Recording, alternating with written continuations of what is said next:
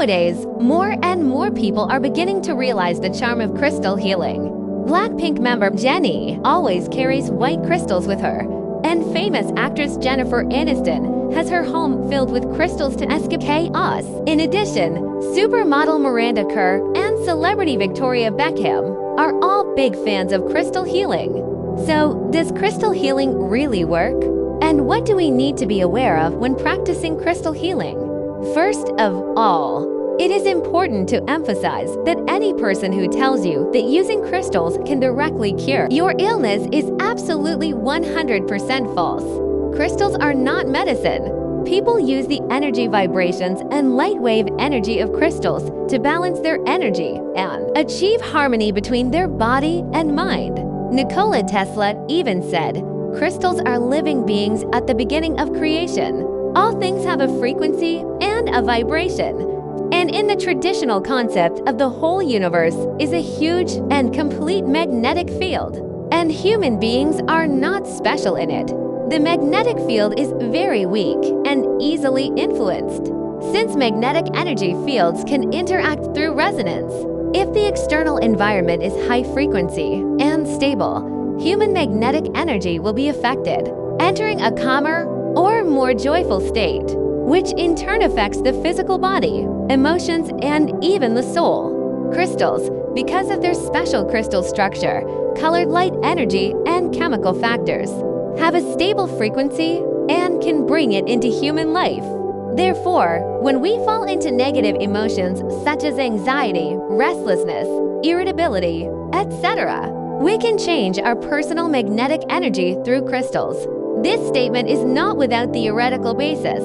In fact, as early as 1665, the Dutch scientist Christian Huygens discovered entrainment. When two kinds of material energy with different cycles frequencies meet, the party with the stronger vibration frequency will make the weaker party vibrate at the same frequency, forming the phenomenon of synchronized resonance. Although the scientific evidence is yet to be strengthened, more and more studies and practical experiences show that crystals can indeed have a positive impact on the human body and mind.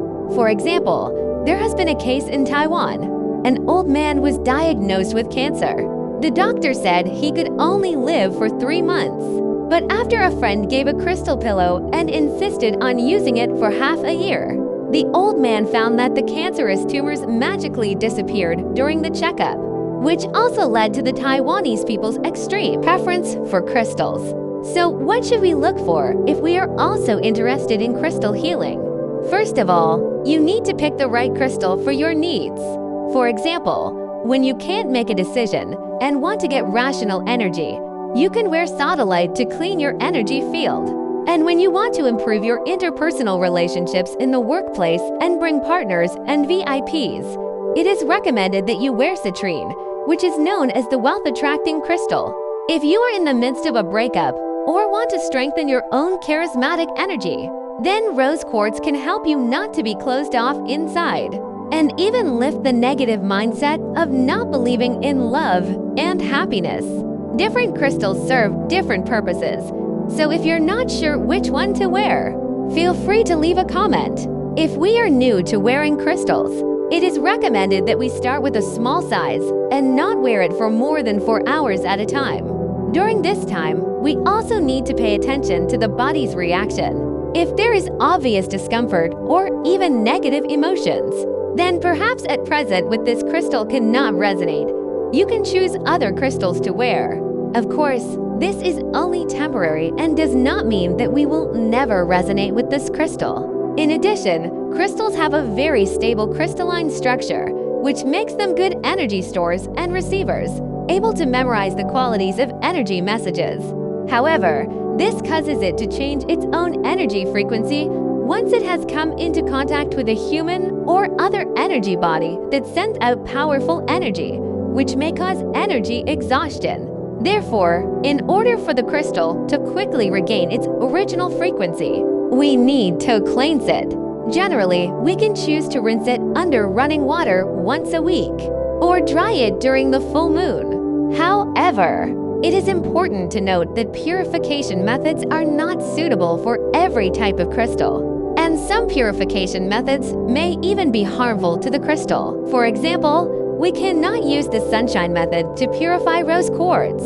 In addition, metal objects generally have a strong energy field and may interfere with the energy of the crystal, so it is best to stay away from metal objects when we store our crystals. Of course, instead of spending a lot of time preparing and agonizing, it is better to be bold and trust your inner choices. May the crystal watch over you forever.